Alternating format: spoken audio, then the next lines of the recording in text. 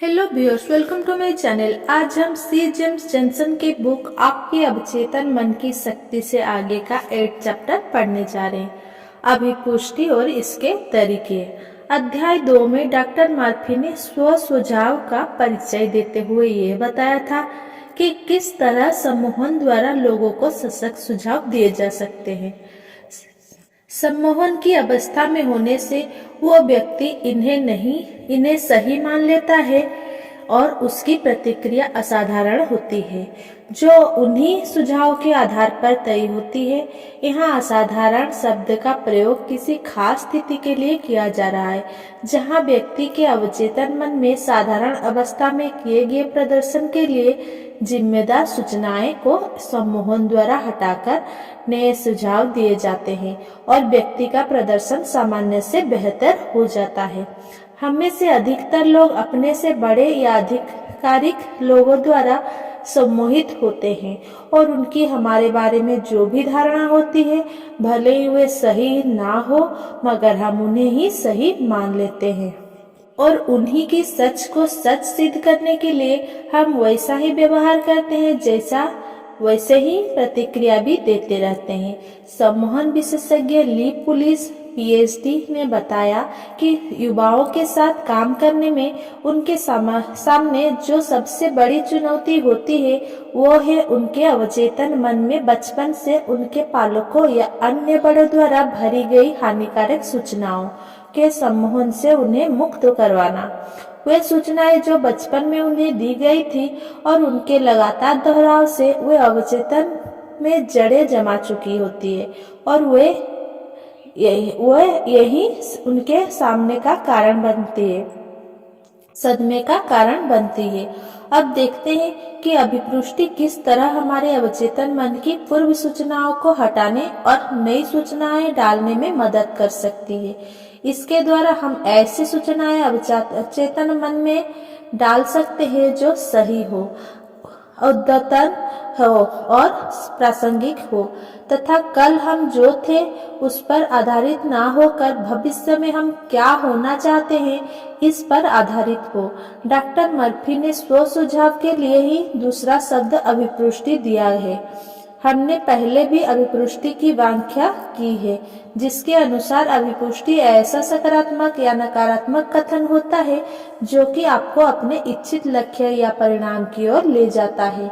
ये कथन या विचार वास्तव में सत्य ना हो या सत्य हो, मगर हमारे विचार से यह सच है और हम इसी के अनुसार काम करते हैं।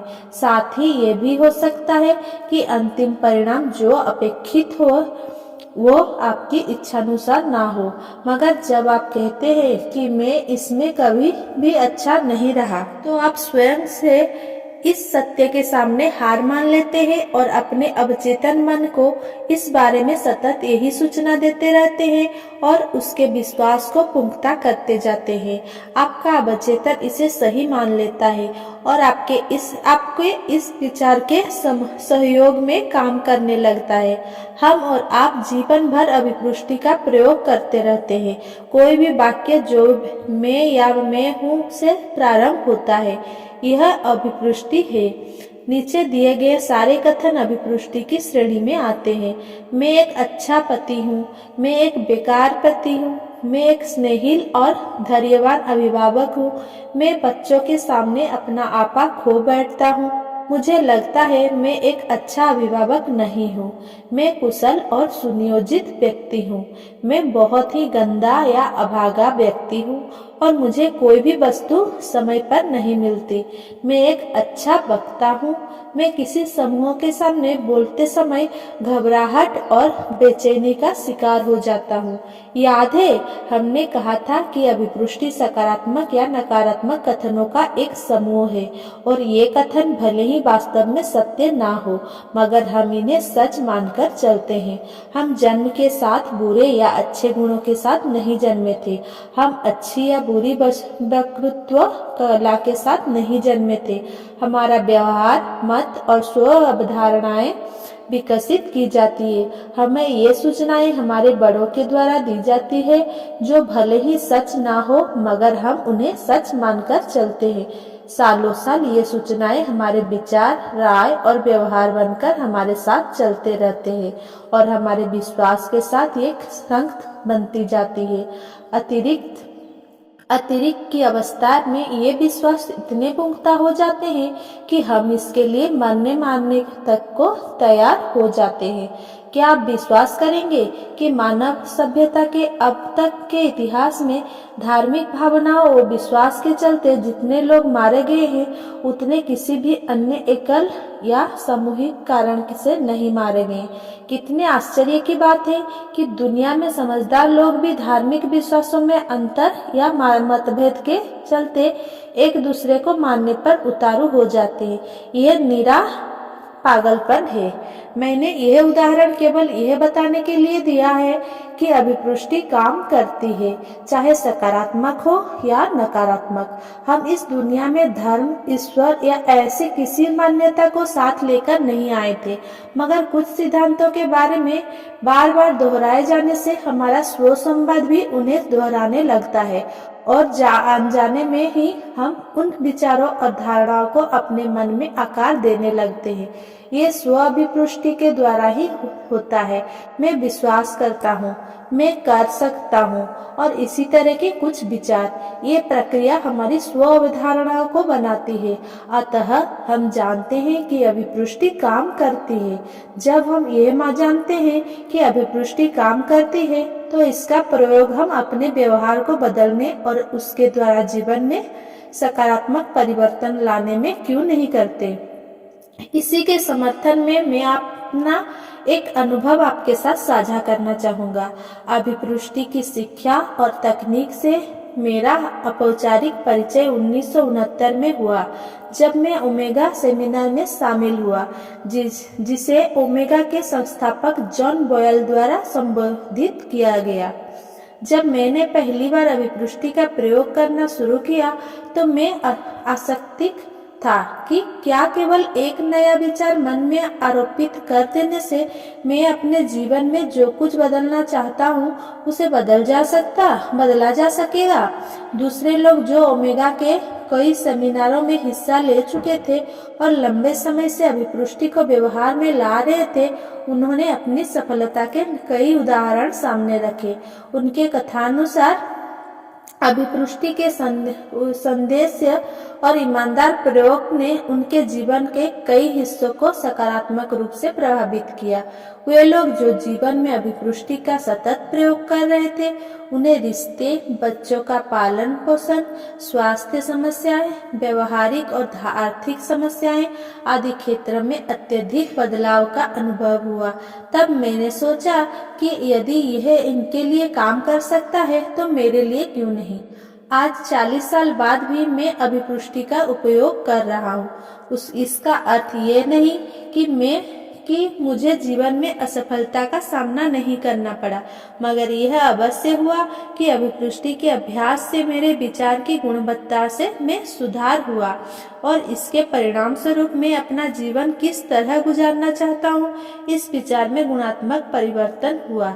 मैंने कहीं सुना था, हम वही सीख देते हैं जिसे सीखने की आवश्यकता हमें सबसे ज्यादा होती है, और मैं निश्चित रूप से कह सकता हूँ कि अभी मेरे सामने कई पड़ाव हैं जिन्हें मैं अभिपुष्टि के द्वारा प्राप्त करने के लिए तत्पर हूँ। अब हम इस बात पर आते हैं कि अभिपुष्टि का प्रयोग किया कैसे जाए।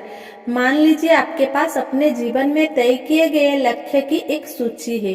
आप अभिपुष्टि का प्रयोग उन लक्ष्य को प्राप्त करने की दिशा में एक सहयोगी की तरह कर सकते हैं। अपने लक्ष्य को अभिपुष्टि द्वारा बार बार दोहराने से, उसके साथ मानसिक चित्र तैयार करने से और भावनात्मक रिश्ता जोड़ने से आप अपने अवचेतन मन को अपने लक्ष्य को पूरा करने के लिए अनुकूलित करते हैं। जब आप अभिपुष्टि का अभ्यास करते हैं, उसे लिखते हैं, तो अपना वाक्य में से शुरू करते हुए उसे वर्तमान काल में बनाएं और ऐसा माने कि आपका इच्छित परिणाम आपको आज मिल चुका है।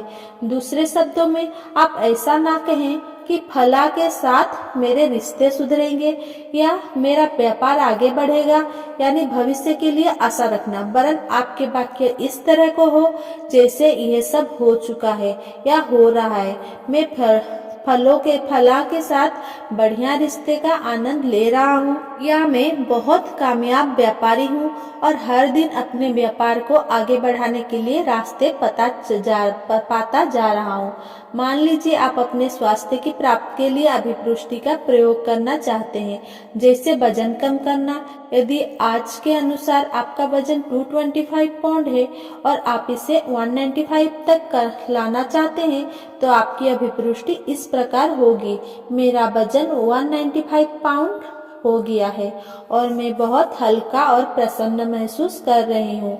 आप अभिपुष्टि में यह नहीं कहेंगे कि मेरा वजन सामान्य से अधिक नहीं है, क्योंकि इस कथन से में अधिक वजन पर ही जोर दिया जा रहा है, जिसे आप वास्तव में पाना नहीं चाहते, वरन उससे मुक्ति पाना चाहते हैं। आप इसके सहयोग के लिए अन्य अभिपुष्टियां भी ले सकते हैं, जैसे मैं अपने वजन को 195 तक कायम रखने के लिए वैसा ही भोजन कर रही हूँ, या मुझे रोज कसरत करने में मजा आ रहा है और मैं इसमें एक भी दिन को कतई नहीं बच सकती। यदि यही अभिपुष्टि केवल हमारे व्यवहार में बदलाव लाने के उद्देश्य से की जाती है, उसकी अभिपुष्टि की मैं अच्छी देखना चाहती हूँ या अच्छी दिख रही हूँ, आपके व्यवहार में बदलाव लाएगी, मगर आपके बिस्तर के पास फ्रिज को नहीं लाएगी। अभिपुष्टि के संबंध में एक बात महत्वपूर्ण है कि आप जब भी अभिपुष्टि करें, उसके साथ मन में उस अंतिम अवस्था का चित्र बनाएं जिसे आप प्राप्त करना चाहते हैं। उदाहरण के लिए, यदि आप कहते हैं कि मैं फलों के साथ अच्छे रिश्तों का आनंद ले रहा हूँ, तो इसके साथ आपको उस व्यक्ति के साथ अपने आप को देखते हुए ऐसा मानसिक चित्र बनाना होगा जिसमें आप साथ साथ बैठे हैं, बातचीत कर रहे हैं और वास्तव में अच्छे रिश्ते का आनंद ले रहे हैं। यह चित्र भूतकाल के अनुभवों से भी लिया जा सकता है या काल्पनिक भी हो सकता है। जब इस चित्र को साथ आपकी भावनाएं जुड़ जाती है, तो हर एक चित्र, चाहे वो वास्तविक हो या काल्पनिक, आपके अवचेतन मन में दर्ज हो जाता है और वो उसे सत्य मानकर स्वीकार कर लेता है। यहाँ भावनात्मक सहयोग की बात बड़ी महत्वपूर्ण है। अधिक आयु के लोग जब प्रतिगमन सम्मोहन का अनुभव करते हैं, अर्थात पुरानी यादों में खोए रहते हैं, तो वे भले ही उस अनुभव को पूरी तरह देख न पाए, याद न कर पाए, मगर उस अनुभव से जुड़ी भावनाएं उन्हें बखूबी याद आती रहती है। यदि यह अनुभव सुखद है तो वे हंसना शुरू कर सकते हैं, और यदि दुखद है तो वो हो सकता है उनकी आंखों में आंसू आ जाए। यहाँ यह जानना जरूरी है कि भाषा प्रयोग किसी काल्पनिक चित्र के लिए किया जाता है। किसी अनुभव को याद करते हुए हमें शब्द याद नहीं आते, बल्कि उससे जुड़े चित्र याद आते हैं। इसीलिए अभिपुष्टि का प्रयोग करते समय कल्पना को शब्द और भावनाओं का साथ मिलना आवश्यक है। इस अध्याय में हम इस पर और बात करेंगे। संक्षिप्त में अभिपुष्टि की प्रक्रिया में 3 मुख्य बातें शामिल रहती है। पहला, अपने आप से संवाद करें, अपना लक्ष्य स्वयं को सुनाएं। दूसरा, अभिपुष्टि के समर्थन के लिए अपने भूतकाल के या वर्तमान के अनुभव को कल्पना में चित्र के रूप में देखें। तीसरा, अपने चित्र में सकारात्मक और सुखदायक भावनाओं को शामिल करें। हर अभिपुष्टि का समय 10 से 15 सेकेंड का हो और उसे 2 या 3 बार दोहराया जाए। लक्ष्य की बात करें तो एक बार में 15 से अधिक लक्ष्य तय न करें। सुबह उठते ही और रात को सोते समय हमारा मन इन अभिपुष्टियों के प्रति सबसे अधिक ग्रहणशील होता है। मैं ऐसे कितने ही लोगों को जानता हूँ जिन्होंने अपने लक्ष्य की कागज पर या मोबाइल आदि में लिख कर रख लिया है और रात को सोते समय तथा सुबह उठते ही उन्हें दोहराते हैं। इसी पुस्तक के अध्याय 14 में डॉक्टर मर्फी द्वारा कही गई बात का यह उल्लेख करना जरूरी लगता है। डॉक्टर मर्फी कहते हैं, आप अपनी इच्छाओं और कायाकल्पनाओं के बीच के द्वंद्व को समाप्त करने के लिए उन्निंदी अवस्था में चले जाते हैं, जहां हमारे सारे प्रयास बिल्कुल कम हो जाते हैं। निंदी अवस्था में हमारा चेतन मन कहीं दूर चला जाता है। उस समय हमारे लिए अवचेतन मन को प्रभावित करना आसान हो जाता है। हमारे अवचेतन मन को अपने विचारों से भरने के लिए सबसे अच्छा समय सोने से पहले का होता है। इसका कारण ये है कि सोने से पहले और उठने की ठीक बाद में अवचेतन मन से पुरानी बातें खुरच कर बाहर निकलना आसान हो जाता है। इस समय चेतन मन के सक्रिय ना होने से नकारात्मक विचार और कल्पनाएं आपकी अभिपुष्टि को निष्फल करने के लिए मौजूद नहीं रहते। जब आप अपने लक्ष्य की कल्पना करते हैं और उसका चित्र बनाते हैं, तो आपका अवचेतन मन आपके इस चित्र को वास्तविक में बदलने के लिए प्रयत्नशील हो जाता है। अभिपुष्टि का नियमित अभ्यास किसी व्यक्ति के जीवन में चमत्कार की हद तक परिवर्तन ला सकता है, मगर उनके लाभ या उन्हें करने की विधि जानना एक बात है और उन्हें काम में लाना अलग बात है। अभिपुष्टि का रोज अभ्यास करने से ये आपकी आदत का हिस्सा बन जाएगा और किसी दिन इसमें चूक होने पर आपको अपराधी सा महसूस होगा। आपकी बात कहूँ तो मैं अपनी अभिपुष्टि को भी अभिपुष्टि करता हूँ। मेरे पास एक लिखित बयान है जिसे मैं अपनी अभिपुष्टि के पहले पढ़ता हूँ।